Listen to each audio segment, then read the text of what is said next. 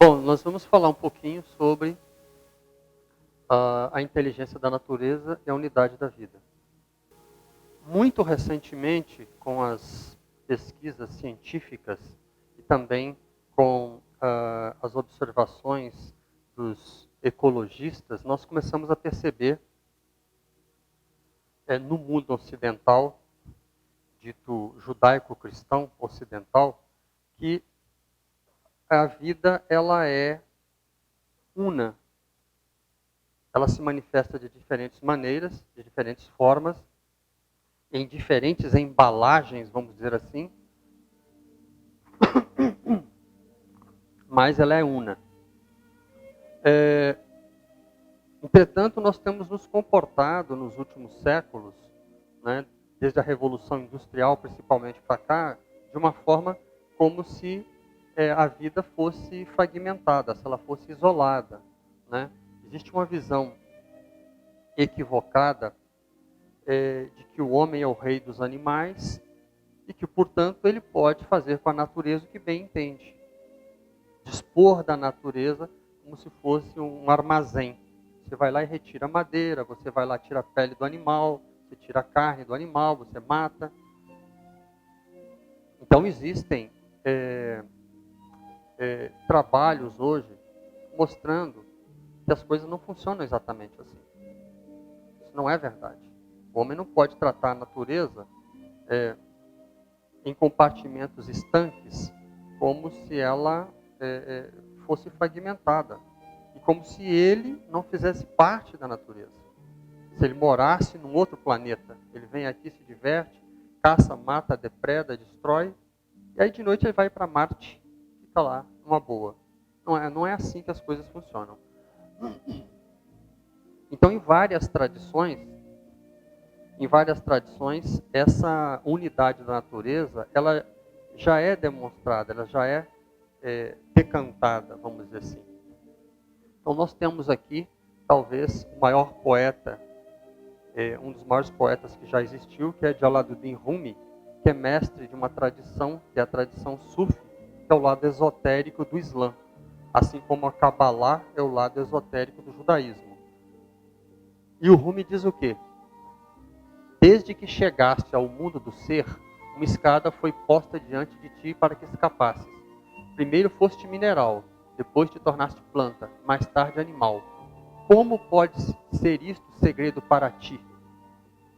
Finalmente foste feito homem com conhecimento, razão e fé. Então o Rumi coloca, que é um mestre da tradição Sufi, o criador da ordem dos derviches rodopiantes, ele coloca poeticamente a evolução da vida do ponto de vista, vamos dizer assim, esotérico. Antes que o homem fosse homem, a vida passou por uma série de processos até que chegasse, finalmente, né, do mineral até o humano. Então há um processo aí. A maior parte das pessoas que nunca se preocupou com o assunto talvez não tenha ouvido falar disso.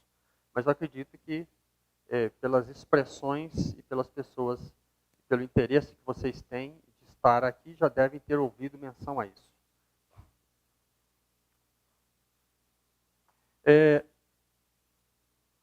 Aqui nós temos uma carta do famoso chefe Seattle. Eu vou tocar um pouco nessa tradição da unidade em várias filosofias, em várias tradições filosófico-religiosas. Uma das mais interessantes, sem dúvida, é dos índios norte-americanos, que sempre tiveram um profundo respeito, né, pela natureza, porque eles viviam em harmonia com a natureza, diferentemente de nós. Tudo está relacionado entre si. Deves ensinar a teus filhos que o chão debaixo de teus pés são as cinzas de nossos antepassados. Para que tenham respeito aos pais, conta a teus filhos que a riqueza da terra são a vida da parentela nossa. Ensina a teus filhos o que temos ensinado aos nossos, que a terra é nossa mãe. Tudo quanto fere a terra, fere os filhos da terra. Se os homens cospem no chão, cospem sobre eles mesmos. E aqui, talvez o trecho principal, não foi o homem que teceu a trama da vida, ele é meramente um fio da mesma. Tudo que ele fizer a trama, a si próprio fará. Eu sou membro de uma organização chamada Sociedade Teosófica no Brasil. Dentro dos documentos apresentados pela Sociedade Teosófica, que foi fundada por Madame Blavatsky, existe um texto chamado a Carta dos Mahatmas, a Carta dos Mestres de Sabedoria. E uma dessas cartas diz o seguinte: a natureza interligou todas as partes de seu império através de sutis fios de simpatia magnética. E existe uma correlação mútua entre um homem, entre uma estrela e um homem. Para quem se interessa por xamanismo, eu recomendaria as obras desse xamã norte-americano chamado Black Elk, né? O Alce Negro. O livro dele, né? Chamado Black Elk Speaks, né? Black Elk, a fala de Black Elk, né? Do Alce Negro, é assim uma coisa preciosa, porque se você pegar o que ele diz e levar para a tradição budista tibetana, levar para um yogi, levar para um místico cristão, parece que a fonte é a mesma. Se você colocar um nome yogi ali, é perfeito, se encaixa perfeitamente. Então ele diz, né, todo lugar é o centro do mundo. Bom, nós estamos falando da tradição da unidade da vida dos índios norte-americanos e agora a gente vai dar uma pitada de ciência nessa história. Esse Claude Bernard, né, que era um fisiologista francês, ele criou um termo que chama-se homeostase. O que é homeostase? Manter o mesmo, manter o equilíbrio. Então, o nosso corpo ele tem uma pressão, sangue tem que ficar num determinado nível de pressão. A temperatura não pode aumentar muito, então você tem febre, pode começar a ter convulsões e morrer. Né? E se a temperatura baixar demasiado, você também morre. Então, o que é homeostase? Homeostase é manter o mesmo, é manter o equilíbrio.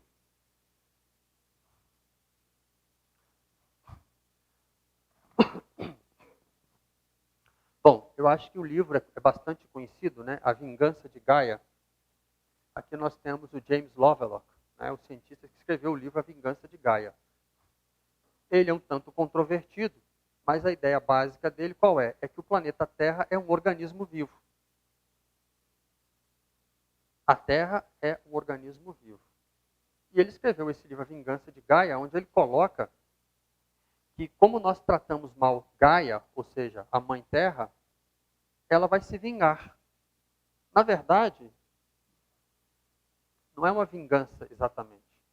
É apenas uma devolução do que ela recebe. Né? Se o planeta é poluído e destruído, você vai plantar, você vai colher o que planta. Né? Esse cientista, James Greer Miller, escreveu um livro chamado Living System. Então, dentro dessa coisa da teoria de Gaia, o que o Miller fez? Ele colocou a biosfera, né, Gaia, comparou o sistema, subsistema e subsistema humano com o planeta. Será que a Terra é realmente viva? É um organismo vivo? Né? Então, no subsistema humano, você tem a ingestão através da boca, do nariz, do pulmão, dos alimentos e do oxigênio. Gaia, né, a Terra, ela tem atmosfera transparente à luz visível e infravermelho, permitindo a penetração de poeira cósmicas e vulcões. No sistema humano, você tem distribuição de sangue. Em Gaia, você tem os gradientes de temperatura e pressão na atmosfera e nos oceanos e a migração animal. No sistema humano, você tem conversão, dentes, né, o fígado, pâncreas. Na Terra, você tem os musgos, líquens, convertendo minerais em humus, fotossíntese, né, convertendo luz em aglutinados químicos. Produção, de proteínas, RNA, produção de gases nobres em nível celular, cloroplastos, mitocôndrios, RNA. Ou seja, aqui nós temos 1, 2, 3, 4, 5, 6, 7, 8, 9, 10, 11, 12, 13, 14, 15, 16, 17, 18, 19 subsistemas, 19 sistemas e subsistemas do ser humano, do ser vivo, que o planeta também tem. Então isso começa a mostrar realmente que a teoria de Gaia tem fundamento. Né? Limites e fronteiras, pele, a crosta terrestre embaixo, a atmosfera superior em cima. Né? Decisão, diversos centros do cérebro, medula espinhal, glândula pituitária. Solo, comunicação, interespécies. Ou seja, como é que pode um organismo que tem 19 sistemas iguais de um ser vivo, não ser vivo? Não é possível. Essas imagens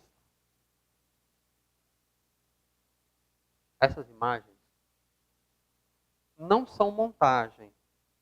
Né? Essas imagens elas não são montagens. A palavra em cima foi o que coloquei. Tudo bem. O Oswaldo está tentando me convencer, né, que esse macaquinho está cheirando ali, se deliciando com o perfume de uma flor. Na verdade, ele está procurando um inseto, Oswaldo. Você pode até falar isso. Você pode dizer que esse coelho, isso não é uma montagem. Até onde eu sei. Que esse coelho não está meditando, pensando no chakra do coração ou algo que o valha. Não sei se coelho tem chakra do coração. Mas enfim. Mas essas imagens né, e evidentemente esse lêmure não está praticando yoga. Até onde eu sei. Né? Patanjali parece que não criou o yoga para os lêmures. Mas essas imagens eu coloquei porque como os seres humanos veem a natureza meramente como um depósito, um armazém que fornece coisas, insumos, pele, carne, né, ossos de elefantes para fazer bijuterias e colocar no pescoço e coisas parecidas. E como os animais, segundo as pessoas mais materialistas, não pensam, não sentem, são seres inferiores, eles podem perfeitamente ser utilizados das formas mais estranhas possíveis.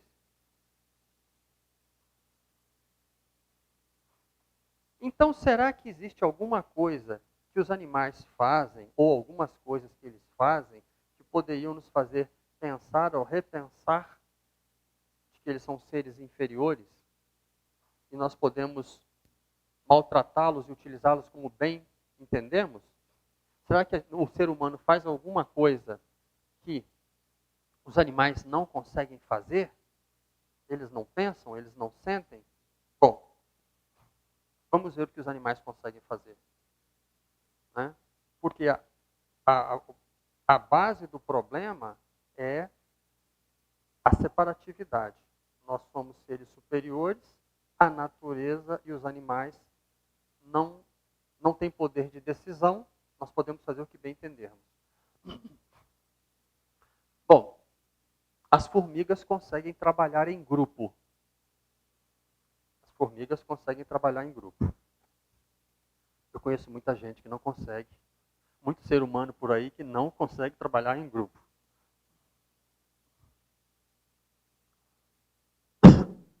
Perdão.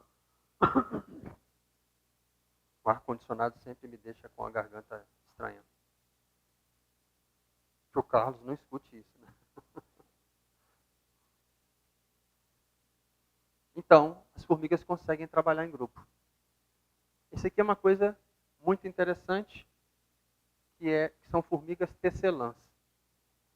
A formiga tecelã adulta não produzem esta seda, somente a larva, somente quando são espremidas. Para aplicar a cola, essa seda, uma formiga adulta pega uma larva espreme ela como se fosse um tubinho de cola e ela solta uma seda que cola as folhas. Desculpa. Essas formigas fizeram um curso de artesanato e de colagem de folhas aonde? Pô, as formigas são burras, são insetos, não pensam. Isso é um processo de memória genética e tal. Bom, a minha pergunta é, quem foi que ensinou para a primeira formiga a fazer isso?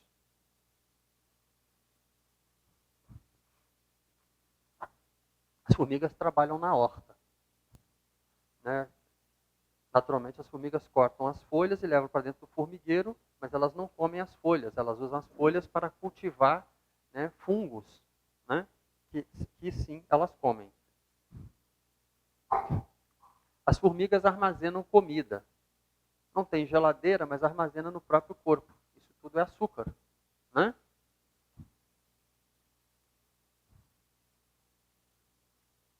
Bom, os seres humanos criam vacas e cabras, ovelhas para tirar leite. As formigas criam pulgões e protegem os pulgões dos seus predadores para tirar açúcar. Né? São as vaquinhas das formigas. Aqui, o pulgão está eliminando açúcar. Né? Então, as formigas criam e cuidam de outros animais para ter alimentos. Bom, esse é um escaravelho. Tem um nome vulgar que eu prefiro evitar. Rola alguma coisa, né? Esterco, né?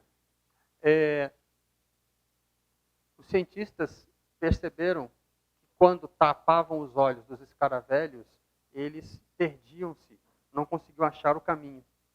Por quê? Porque eles têm uma orientação espacial. Espacial no sentido de espaço mesmo. Eles se orientam por posições de estrelas. Eu não consigo me orientar por posição de estrelas.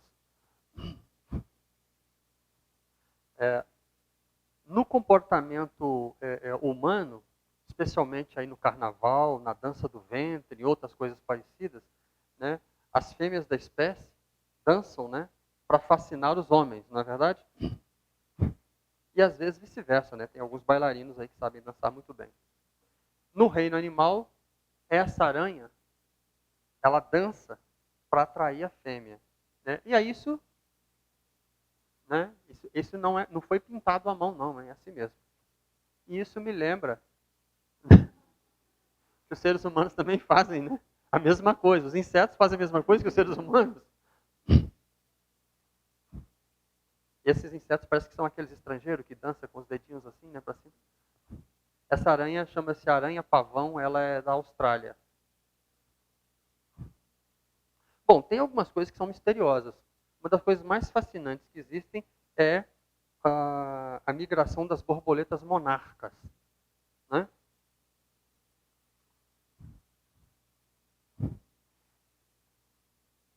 Isso é um tronco de pinheiro. Tudo isso que vocês estão vendo são borboletas. São milhões de borboletas. Né? Eu um dia, se possível, gostaria de ir até o México para ver essa revoada.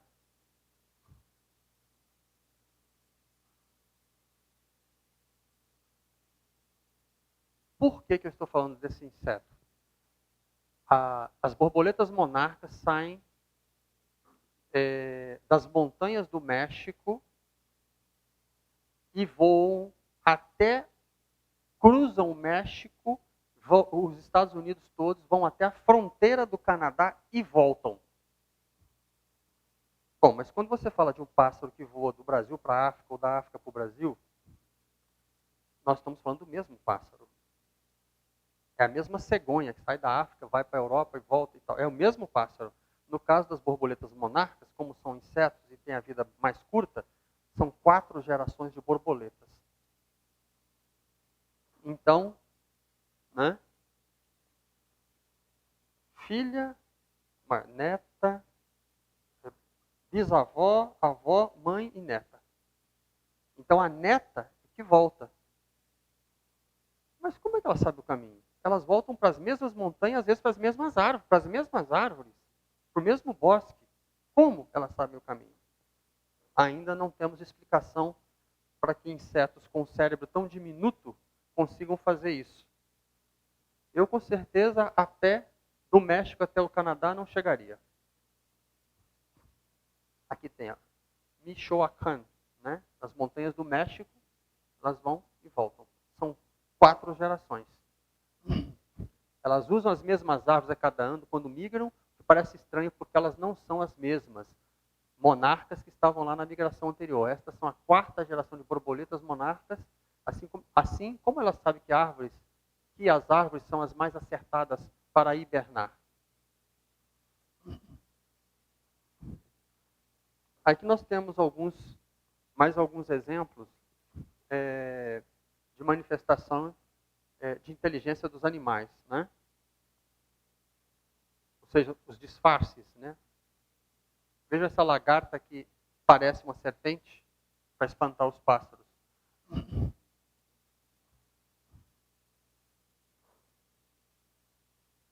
O cavalo marinho está mais para planta do que para animal, né? Isso aqui é muito interessante, né? Esse camarão é conhecido como anemone shrimp e mantém uma relação simbiótica com a anêmona hospedeira, compartilhando seu alimento em troca de proteção. Para proteger-se das toxinas de sua amiga, ele usa um muco secretado pela própria anêmona. Como o camarão perde sua carapaça para crescer, ele foge, pois sua nova armadura não possui o muco. Então, reaproxima-se lentamente para cobrir-se com esse muco. Além dessa proteção, o animal tem o corpo quase transparente para dificultar ser localizado por seus inimigos. Como é que um camarão sabe que a anêmona produz um determinado veneno, que ele tem que pegar o determinado muco, passar no corpo, né? Eu acho que ele deve saber se defender de Aedes aegypti também, provavelmente.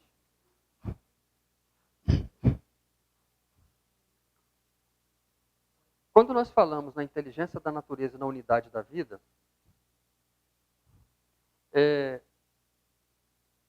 e quando eu fui preparar essa palestra, evidentemente você vai catando informações e as informações vão surgindo.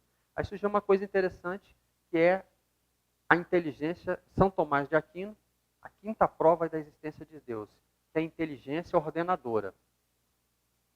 Há uma ordem em todos os seres. O menor vegetal, por exemplo, tem órgãos para cada função, ordenados para a preservação da espécie. Esta ordem pressupõe uma inteligência ordenadora,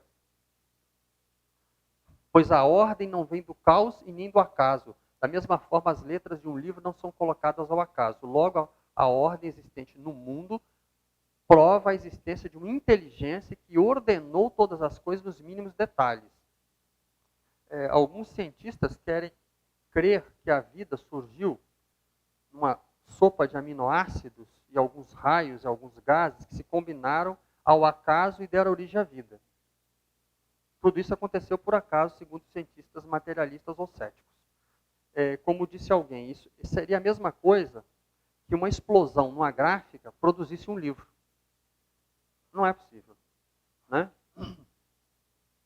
Então, se nós observarmos, por exemplo, aqui a asa de uma libélula, né, de uma borboleta, de uma libélula, e compararmos com essas sementes que voam, que tem um desenho que permite que elas flutuem no ar e sejam lançadas à distância da árvore, você percebe que o desenho é o mesmo. Por que o desenho é o mesmo?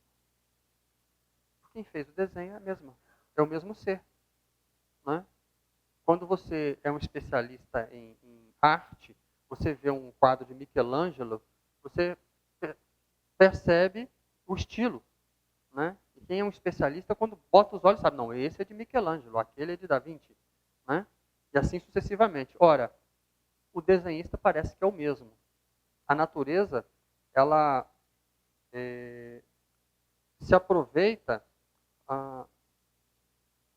das experiências que deram certo. Se essa experiência que deu certo para fazer voar uma semente, será que ela pode servir para ajudar uma libélula a voar? Por que eu vou tentar reinventar a roda? Não. A experiência deu certo aqui, dá certo aqui e vice-versa. O poder divino deve ser encontrado no princípio de uma razão que permeia toda a natureza. Cícero. Essa é uma orquídea que, além de se parecer com um inseto, ela exala um cheiro que atrai os insetos, né? Orfis insetífera. Além de ser parecida com inseto, ela emite o mesmo odor das abelhas quando estão prontas para acasalar. Aí ela atrai as abelhas para fazer a polinização. E aí nós temos uma coisa muito interessante que são os polinizadores. E uma coisa que poucas pessoas pararam para pensar é que essa relação entre os polinizadores, os insetos, os animais que fazem polinização, como os morcegos, as abelhas, as borboletas, os beija-flores, que na verdade esses animais estão fazendo uma inseminação artificial. Porque quando você tira um pólen de uma planta e leva para outra, né, os cientistas fazem isso in vitro, né? Tiram um óvulo aqui, um espermatozoide lá e juntam no laboratório, depois transferem para uma mãe de aluguel, etc. Né? Os insetos, os pássaros, fazem, na verdade, uma inseminação artificial. Porque são seres de escalas diferentes. Nós estamos falando de plantas e de animais. Né? E essa fertilização artificial, ela é de interesse das duas espécies.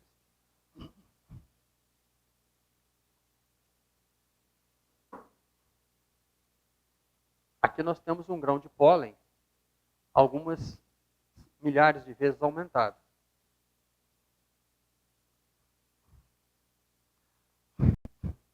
Reparem, na tela nós temos um óvulo humano e um pólen. Não é que o desenhista parece que é o mesmo? Né? Qual que é o óvulo humano? Qual que é o pólen? Você vai ganhar um doce se acertar. Esse aqui é o óvulo. O desenhista, o design, é o mesmo. A inteligência ordenadora está por detrás desse, está por detrás desse.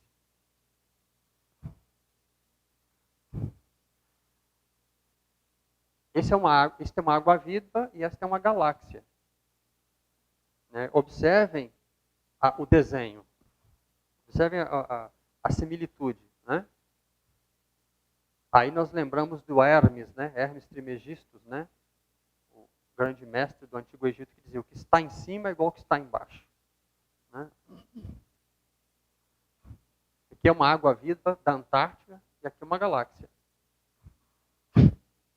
Bom, mas nós estamos voltando à inteligência da natureza manifesta nos animais. Os golfinhos caçam em grupo. Os homens antigamente caçavam em grupo. Hoje em dia vão no supermercado, mas os golfinhos caçam em grupo. Para quem acredita que tamanho é documento, os golfinhos possuem o segundo maior tamanho de cérebro em relação ao corpo, perdendo só para os humanos, mas ganhando dos chimpanzés. E o maior número de circunvoluções, dobras, com mais dobras do que nós. Considerado isoladamente, o cérebro dos golfinhos é mais pesado que o dos outros dois, pois pesa em média 1,75 quilos. Né? Os seres humanos têm 1,4 quilos e o chimpanzé 400 gramas. Então dizem que os golfinhos só não são mais inteligentes porque eles não têm mãos. Né? Parece que os outros seres também conseguem se proteger da chuva. Né? O que nos dá o direito de caçar, matar, espoliar animais, comê-los? Eles são seres inferiores. Eles não pensam, não sentem nada. A vaca chega a botar um cartaz no pescoço: me mate, me transforme em um bife, né? Nunca vi. Bom. Então, algumas pessoas, levando em consideração que os animais são seres inferiores, ou pensando assim, utilizam os animais de todas as formas possíveis, imagináveis, equivocadas. Entretanto, houve uma reunião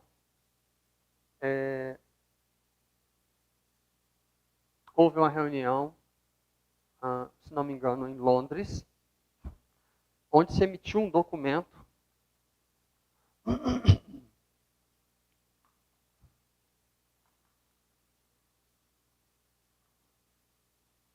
Ah, deixa eu ver onde está. Aqui. Mudou?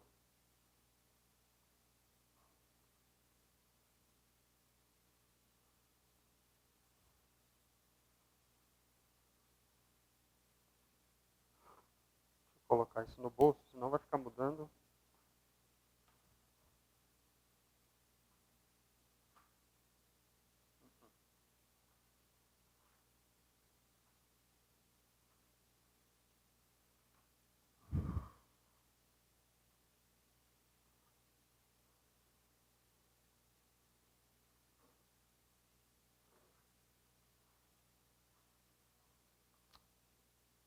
Desculpem o atrapalhamento.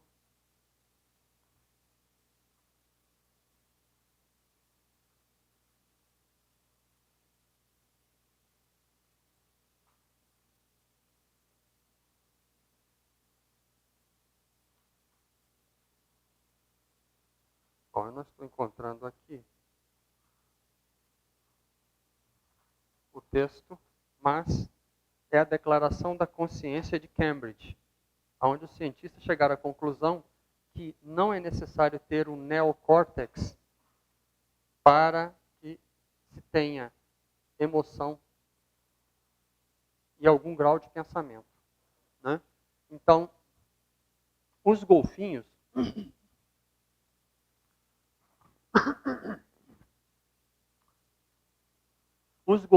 e os chimpanzés, eles têm uma coisa chamada metacognição, que é saber o que se sabe. Então, os chimpanzés e os orangotangos, eles têm a capacidade de planejar o deslocamento deles no meio da selva e passar essa informação para os outros. Além disso, como nós vemos aqui no espelho, elefantes, chimpanzés, golfinhos, eles têm a capacidade de se reconhecer. Não só de saber que esse chimpanzé aqui, ou esse golfinho aqui, é o fulano de tal, que ele chama por um chiado específico, como ele consegue se reconhecer. Vocês devem ter visto alguma vez pássaros bicando no espelho, né? no para-brisa do carro e tal. O que acontece? O pássaro pousa em frente ao espelho e ele acha que tem ali um concorrente. Então ele começa a bicar o espelho querendo brigar com o outro pássaro. Um golfinho não faz isso, um elefante não faz isso, um chimpanzé não faz isso. Por quê? Porque ele sabe que aquela imagem é dele. Ou se ele sabe que aquela imagem é dele, ele tem um grau de consciência. Né? E os cientistas, então, em Cambridge, reunidos, chegaram a essa conclusão. Né? Que esses animais têm autorreconhecimento e têm metacognição. Eles sabem, eles têm consciência daquilo que eles sabem. Então isso começa a colocar, daí olha o pássaro, né, se observando. Daí é que a gente começa a pensar se realmente nós temos esse direito de fazer o que bem entendemos com os animais e com a natureza.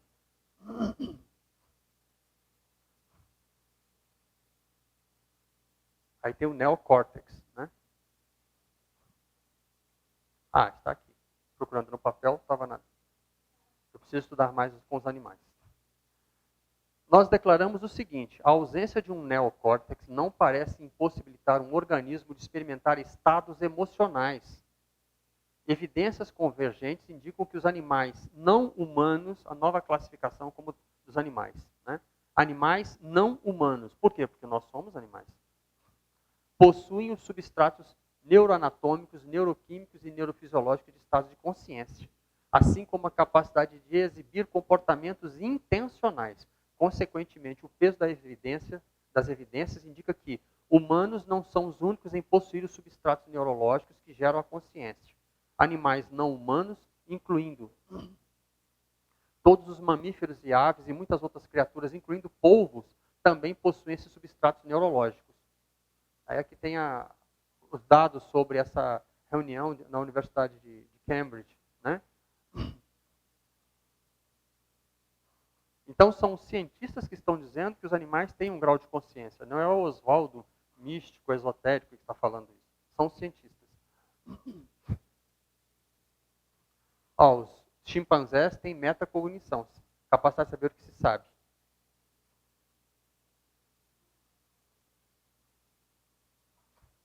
Bom, eu cortei um pouco o texto também por conta do tempo. Eu não sei como é que estamos de tempo.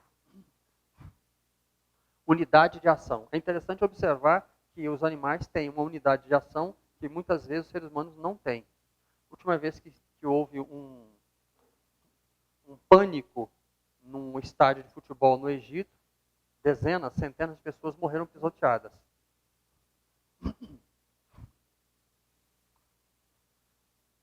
Dá para perceber, né, que os animais têm uma forma de reação, e veja que eles formam esses desenhos quando eles estão sendo atacados por um predador, né? Para parecer maior e deixar o predador confuso, eles nadam de forma sincrônica. E não tem ninguém se abalroando aí, né? Ninguém está atropelando uns aos outros. Aqui aves, né?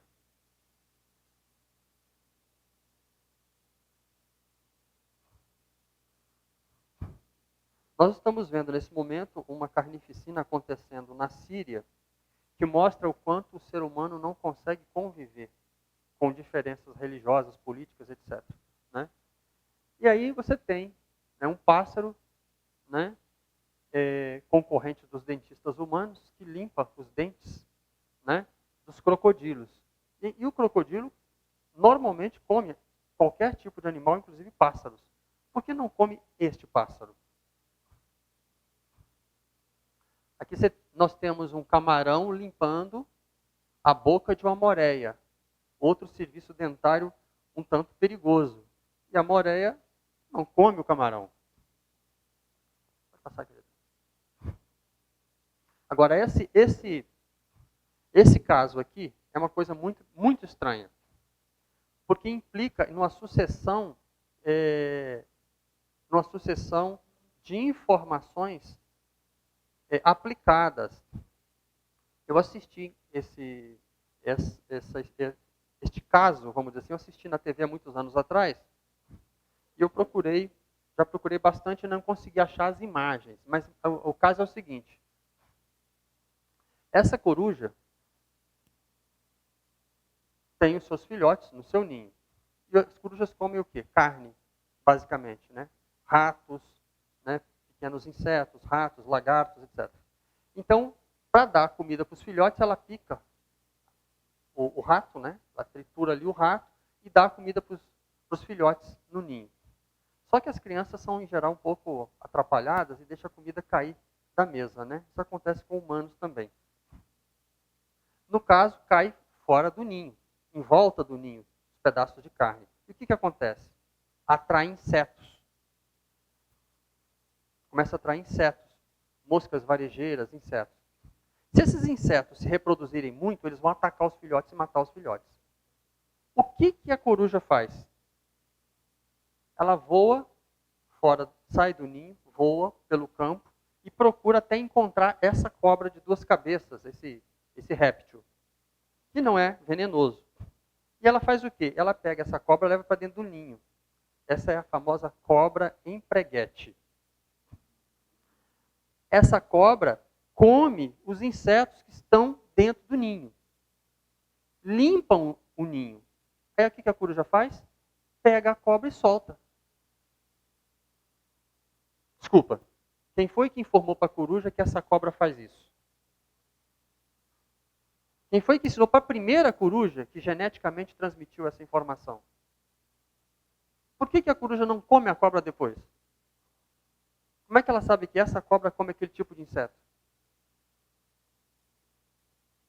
Quando alguém tiver uma explicação razoável, por favor, eu gostaria de ouvir. Olá, olá. Aqui nós temos o lobo-guará, né, que infelizmente é um animal que está praticamente em extinção no Cerrado, né, devido à perseguição injustificada do animal. por conta de meia dúzia de galinhas, se mata um animal fantástico como esse. O lobo-guará, ele tem um parasita que ataca o rim do lobo-guará. E aí ele come essa planta, que é chamada exatamente de lobeira, exatamente por isso. E essa planta tem um princípio ativo que controla esse parasita.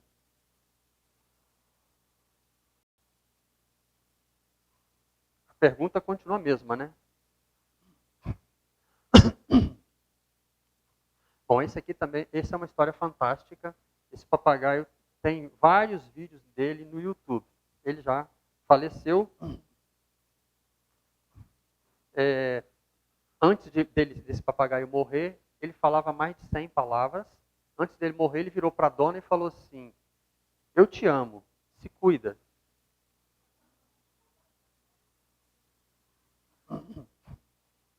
E esse papagaio, essa neurocientista, Irene Pepperberg, né, que era a proprietária, aspas, do papagaio, mas ela fez muitas experiências com ele para saber a capacidade intelectual do animal, né? E aí, um dia, ela apresentou para ele, ela deu para ele uma banana e disse: banana, banana. E ele comeu, né? Comeu a banana. Depois, opa, problemas de som. Depois, ela deu uma cereja. Alô, alô. Ela deu uma cereja para ele. E ela falou: cherry, cherry. Né?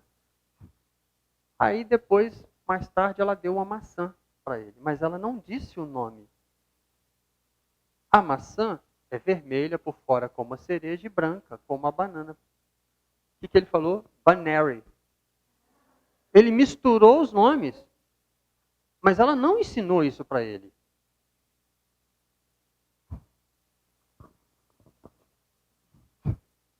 Estamos à procura de explicações científicas. Aí o Alex, né? Tem livros, né? Tem livros, tem filmes, tem vários filmes dele no YouTube. Isso foi o que ele disse, né? Pois não, pois não. Olha, desfile na passarela, passando com o seu branquinho básico. Desculpem, meninas, não resisti à brincadeira. Ajeita essa coisa para mim que eu acho que está caindo, sei lá. E o tempo deve estar terminando, né? 10 minutos? Meu Deus. Vamos lá. Então, vocês têm 10 minutos. Aqui nós temos um elefante ferido, né? E um dos animais mais inteligentes que existem, né? Não é à toa que se diz que o elefante nunca esquece. E aqui eu vou contar rapidamente uma história que é desse personagem, né? Lawrence Anthony. Ele era guarda-parque na África do Sul e ele gostava especialmente de elefantes e rinocerontes. Um dia, tendo cumprido a sua missão nesse planeta, ele faleceu. E faleceu, foi enterrado. Aí aconteceu uma coisa estranha. 3 dias depois que ele morreu, um bando de elefantes foi até a casa dele, onde ele vivia, e ficou em volta da casa, uns 2 dias pelo menos, sem comer, como que lamentando a morte dele. Acontece que esses elefantes viviam num lugar que ficava a uma distância de 3 dias de caminhada do dia que ele faleceu. Ou seja, de alguma forma os elefantes sabiam disso.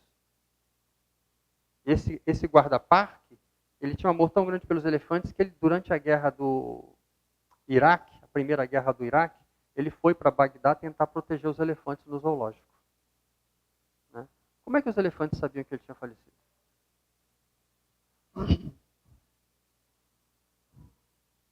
Olha, um elefante é um animal muito... Não é tão calmo assim com os seres humanos, hein? Eles são elefantes selvagens. Ele morreu em 2012. Eu vou adiantar um pouquinho aqui. os seres humanos têm amizade, né? Fazem amizade. Faziam antigamente, pelo menos, amizade, né? Tinham amizade. Hoje em dia está meio complicado. Mas é possível estabelecer amizade com os animais? Esse menino, se não me engano, é da Tailândia, e um dia eles encontraram uma piton, isso é uma piton, né, um piton reticulado, e encontraram o filhote de piton debaixo da cama dele. Aí os pais pegaram o piton, como eles têm muito respeito por animais, e soltaram na floresta. Aí o animal voltou para o mesmo lugar, o mesmo animal. Aí eles deixaram, acharam que o animal tinha alguma ligação com a criança e deixaram. Né?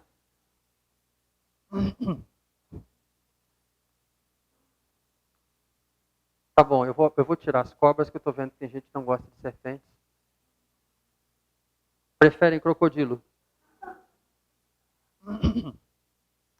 Tem nesses canais a cabo tem a história desse personagem, né?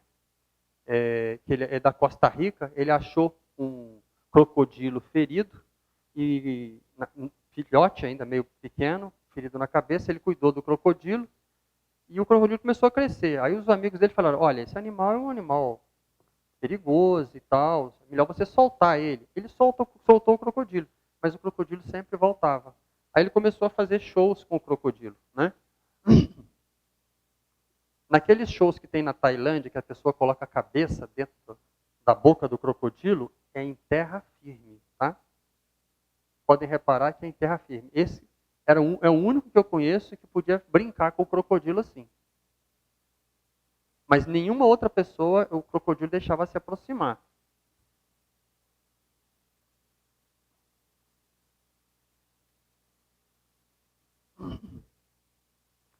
Aqui, ó, o famoso cocodrilo costarriquense Pocho teve um funeral muito concorrido em 17 de outubro de 2011.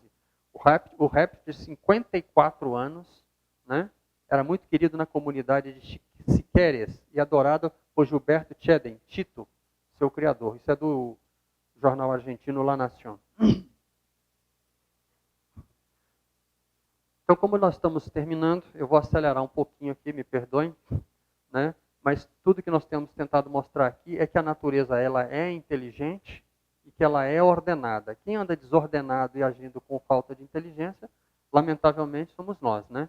Então aqui você tem, olha, um chimpanzé pegando formigas, né? Um orangotango usa uma folha para baixar o som da sua voz para se comunicar com os outros. Ó, os primatas superiores podem fazer planos para necessidades futuras. Os orangotangos avisam com horas de antecedência a direção que eles vão tomar para os companheiros. Esse é um gorila chamado Coco, né? A qual foi ensinado a linguagens de sinal. Né? Aqui ele está mostrando como seria criança. Ó. Né? E aqui nós temos o ilustrador e poeta inglês William Blake, que tem uma frase extraordinária que diz: para veres o mundo em um grão de areia e o céu em uma flor silvestre, segura a imensidade na palma da mão e a eternidade em uma hora. E aí nós observamos padrões universais nos olhos aqui dos insetos e da libélula, na flor, no olho da borboleta, o olho da libélula, uma galáxia, os mesmos padrões. Né? A alma humana avança constantemente, mas em linha espiral. E falando de espiral, você tem a proporção áurea, né, de Pitágoras, que aparece, né, na pinha, na galáxia, na concha do Nautilus, né, nas flores, o grão de areia.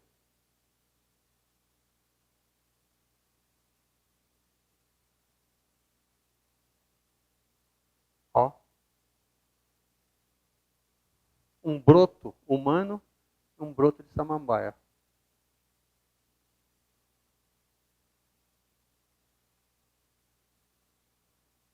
Muito obrigado.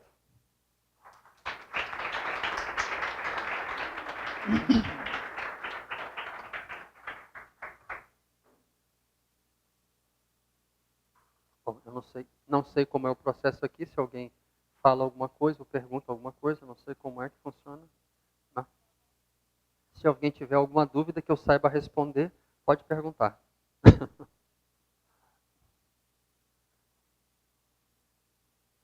Bom, então muito obrigado. Quer fazer uma pergunta? Eu? Não. Ainda não.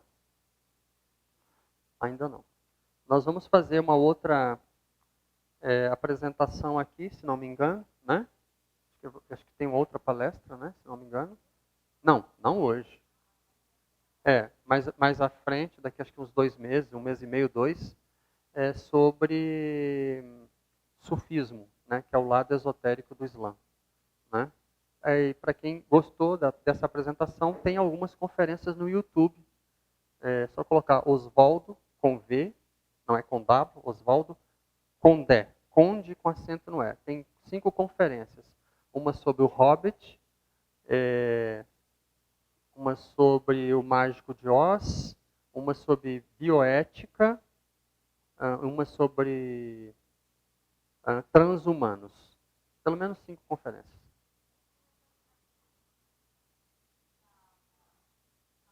Então, eu tenho que despachar o material para vocês, né, por escrito. Sim, tá. Ok. Muito obrigado.